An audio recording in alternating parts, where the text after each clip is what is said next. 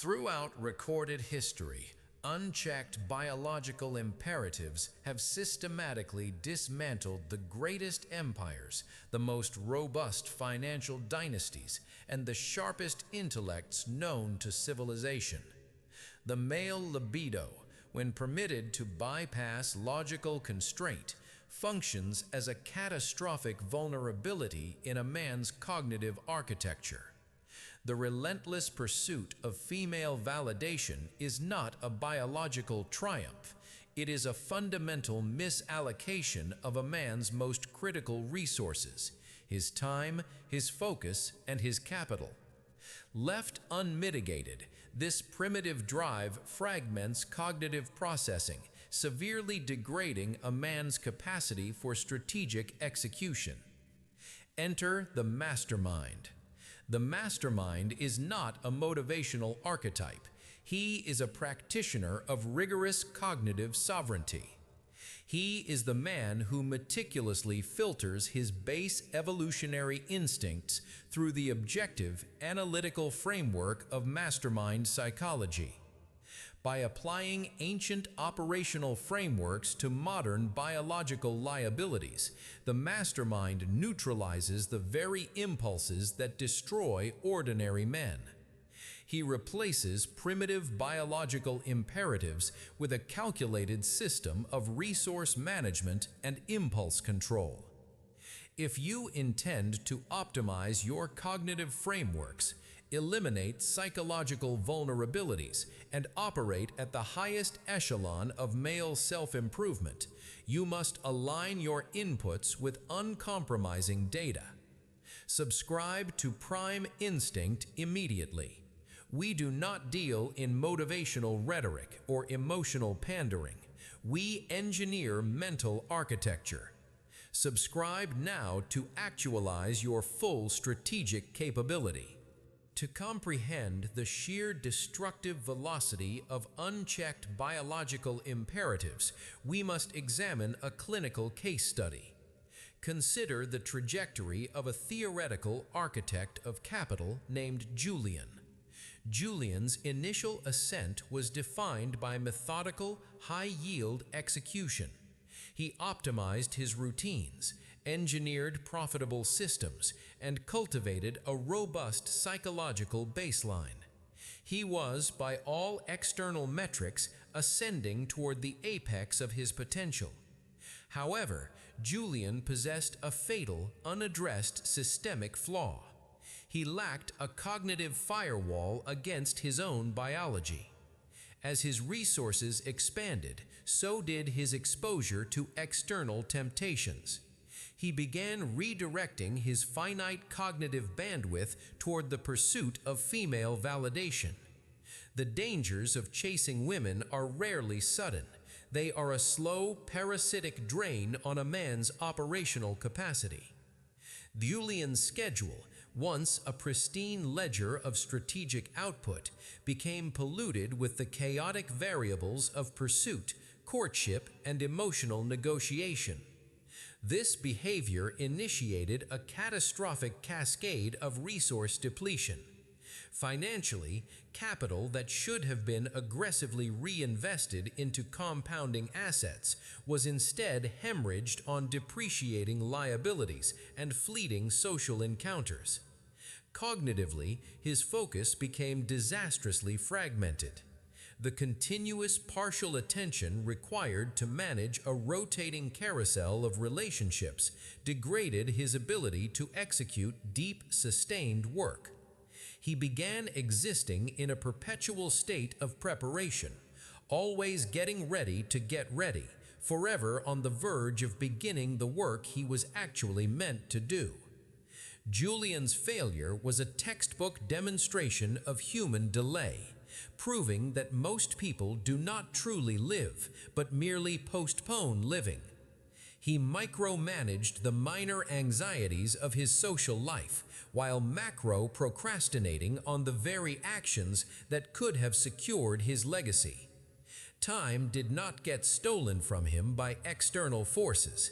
It was willingly surrendered, hour by hour, choice by choice, until his primary objectives completely unraveled. His daily discipline collapsed under the compound effect of small surrenders that accumulated over time. Ultimately, the pursuit of temporary biological gratification completely eroded his hard-earned reputation, leaving him a fractured, highly leveraged liability. He had traded an empire for a dopaminergic loop. The inflection point for Julian did not arrive wrapped in an emotional epiphany.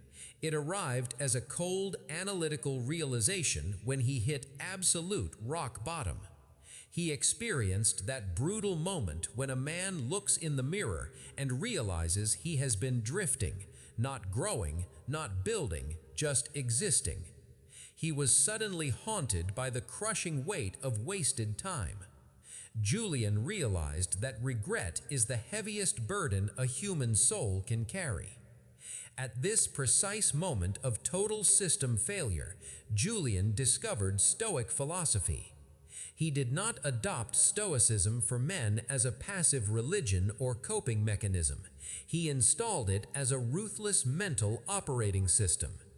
He recognized that his previous existence was a beautiful prison, and that strict, uncompromising discipline was his only key to freedom.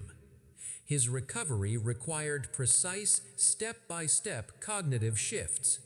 First, he permanently ceased the exhausting internal negotiations between the person he was and the person he knew he could become. He stopped arguing with his own weakness and eliminated the mental laziness that convinced him good intentions were sufficient substitutes for concrete actions.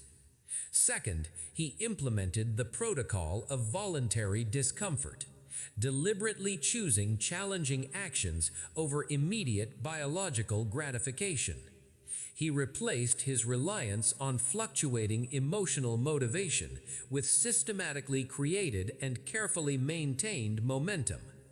Finally, he drafted a personal manifesto, defining his absolute non-negotiables to protect his daily focus from the parasitic drain of external temptations. He had successfully reprogrammed his mind from that of a biological servant to that of a rational mastermind. Julian's systemic destruction and subsequent cognitive reconstruction map perfectly on the empirical data left by the most powerful practitioners of classical philosophy. His initial failure and ultimate recovery are not modern anomalies. They are timeless psychological realities verified over 2 millennia. Seneca and the value of time. Julian's willingness to burn thousands of hours chasing fleeting female validation directly correlates to the psychological traps analyzed by the Roman philosopher Seneca. Seneca, who served as an advisor to emperors and amassed vast wealth, understood the psychology of human delay better than anyone in recorded history. He documented a fundamental contradiction in human behavior.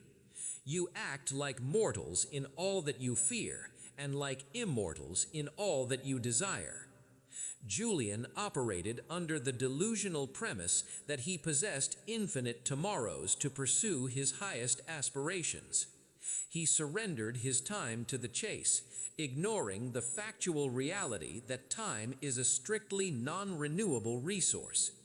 Every hour spent negotiating for a woman's attention was an hour permanently deleted from his ledger of potential. Seneca explicitly warned that it is not that we are given a short life, but we make it short by wasting it. Julian learned at great cost that true wealth consists not in having many possessions or external validations, but in having few wants that align perfectly with one's deepest strategic values. To optimize his output, Julian had to adopt Seneca's urgency, understanding that true clarity requires acknowledging mortality and ceasing to waste limited days on purposeless pursuits. Epictetus and the dichotomy of control.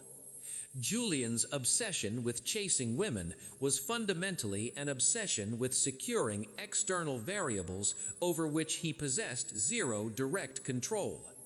This is a severe violation of the dichotomy of control, a central tenet of Stoicism mapped out by Epictetus. Epictetus transitioned from literal physical slavery to becoming one of history's most influential strategic minds. He understood that ultimate freedom is entirely cognitive. As Epictetus stated, no man is free who is not master of himself. By hinging his self-worth and daily dopamine release on external responses from women, Julian had voluntarily enslaved himself. He handed the keys to his psychological state to external forces, a massive vulnerability in mastermind psychology. The cognitive shift occurred when Julian internalized Epictetus's haunting directive: how long are you going to wait before you demand the best of yourself? Julian shifted his focus strictly inward. He localized his locus of control. Instead of optimizing his external presentation to manipulate biological triggers in women, he optimized his internal mental architecture. He became the master of his life the precise moment he got clear about the life he was determined to build, regardless of external validation or approval. Marcus Aurelius and the rejection of temptation. The ultimate historical parallel to a mastermind reclaiming his sovereignty is Marcus Aurelius. As the philosopher-emperor of the Roman Empire, Aurelius possessed unrestricted access to infinite hedonistic pleasure, limitless resources, and absolute power. He could have surrendered entirely to his biological impulses without any immediate external consequence. Yet he systematically rejected it. Why? Because Aurelius recognized that indulging those impulses would compromise his clear, mastermind-level cognitive state. It was not a matter of puritanical morality, it was a matter of supreme strategic advantage. Every single morning, Aurelius declared war on the internal voice of comfortable mediocrity. He commanded himself, "At dawn, when you are unwilling to arise, have this thought ready: I am rising to the work of a human being."